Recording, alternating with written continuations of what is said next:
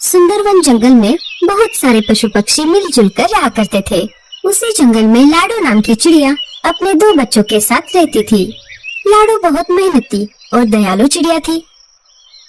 दिन होते ही अनाज की खोज में जाना और शाम होते ही वापस आकर अपने भूखे बच्चों को खिलाना, यही लाडो का काम था। उसके पड़ोस में ही बुलबुल चिड़िया रहती थी। उसके भी 2 बच्चे थे। उसका घर मिट्टी का था, उस वजह से उसे गर्मी के मौसम से बड़ी राहत मिलती थी। चलो बच्चों, अब नहाने का समय हो चुका है। चलो चलो नहाने। नहीं मम्मी, हमें नहीं नहाना। हम घर से बाहर कहीं भी नहीं जाते, फिर भी आप हमें रोज रोज नहलाती हो। अरे बच्चों, तुम दिन भर खेलते रहते हो, इस वजह से तुम गंदे हो जाते हो।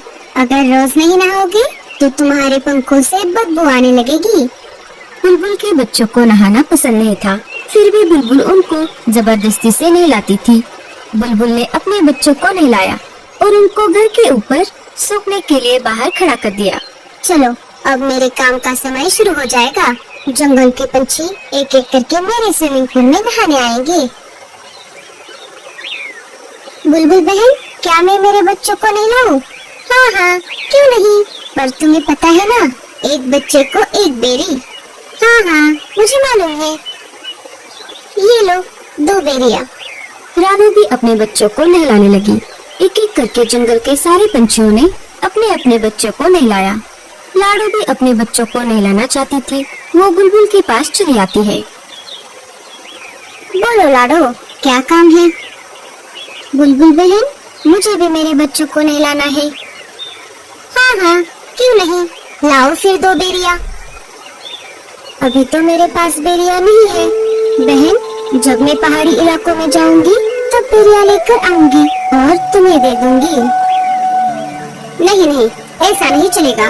बेरियां नहीं तो स्विमिंग पूल में एंट्री भी नहीं। ठीक है बच्चों, चलो।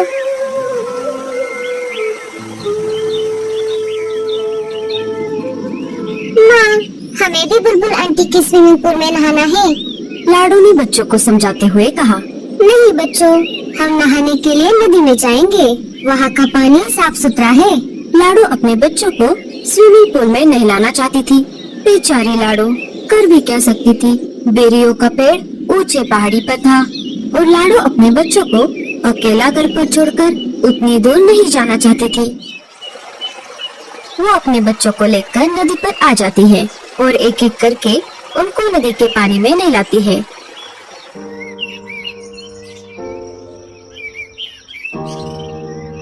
अरे लाडो, ऐसे उदास क्यों बैठी हो? क्या कुछ परेशानी है? अरे नहीं कालू भैया, ऐसी कोई बात नहीं है। सोनू मोनू को बुलबुल चिड़िया के स्विमिंग पूल में नहाने की बहुत इच्छा है, लेकिन वो नहाने के बदले बेरियों की मांग कर रहे हैं और अभी तो मेरे पास बेरिया नहीं है। बेरिया लाने के लिए मुझे ऊंची पहाड़ी पर जाना होगा, पर मैं मेरे बच्चों को घर पर अकेला छोड़कर उतनी दूर नहीं जा सकती।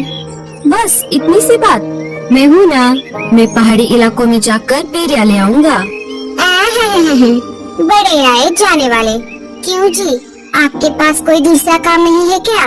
ना बीवी है ना बच्चे।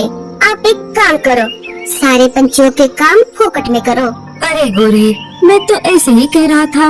मैं पहाड़ी इलाकों में जाता रहता हूँ ना, इसीलिए मैंने ऐसा कहा। तुम भी ना गोरी। बहुत दिनों से जग्गू सेब मांग रहा है, क्या आपने ला कर दिया? कोई जरूरत नहीं है किसी की मदद करने की। अब सीधा मेरे साथ घर चलो। कालू कौवा वहाँ से चला जाता है। मम्मी, मुझे भी स्विमिंग पूल में नहाना है।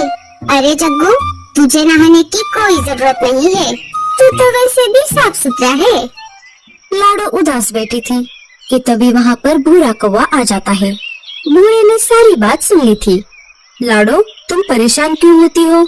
मैंने अभी अभी सब सुन लिया है। तुम एक काम क्यों नहीं करती? मैं तुम्हारी बच्चों की देखभाल करता हूँ। तुम पहाड़ी इलाकों में जाकर बेरिया लेकर आओ। लाडो को भूरे पर बिल्कुल भी भरोसा नहीं था, लेकिन उसे बच्चों को स्विमिंग पूल में नहलाना भी था। फिर भी लाडो ने भूरे से पूछा, लेकिन तुम मेरी मदद क्यों कर रहे हो? अरे, मैं भी बहुत दिनों से बेरिया खाने की सोच रहा हूँ। तुम आते समय मेरे लिए भी बेरिया लेकर आना। अच्छा ठीक है, तो मैं चलती हूँ। तुम मेरे बच्चों का ध्यान रखना। लाडो बेरिया लाने के लिए पहाड़ी इलाकों की ओर चल पड़ती है। अरे वाह, ये तो बहुत अच्छा हुआ। मुझे पता चला है पहाड़ी इलाकों से हमारे जंगल की ओर तेज तूफान आ रहा है। मुझे नहीं लगता कि लाडो उस तेज तूफान में बच पाएगी। फिर मैं इन दो बच्चों को घर से बाहर फेंक दूंगा। लाडो के जाते ही बूढ़ा बच्चों को घोंसले से बाहर निकाल देता है और घोंसले का दरवाजा लगा लेता है। बच्चे अपनी माँ की याद में रोने लगते हैं। इधर लाडो जैसे तैसे करके आगे बढ़ती रही, वैसे ही तेज हवा भी बढ़ने लगी। लगता है इस तेज तूफान में मैं उड़ नहीं पाऊंगी। लाडो चिड़िया हार मानने वालों में से नहीं थी। बड़ी कठिनाइयों का सामना करते हुए वो आगे बढ़ती रही। तभी उसके सामने से मीनू मौसी उड़ते हुए आ जाती है। अरे लाडो, ये क्या कर रही हो? चलो वापस। बारिश के साथ साथ बहुत बड़ा तूफान भी आने वाला है। अच्छा ठीक है मौसी।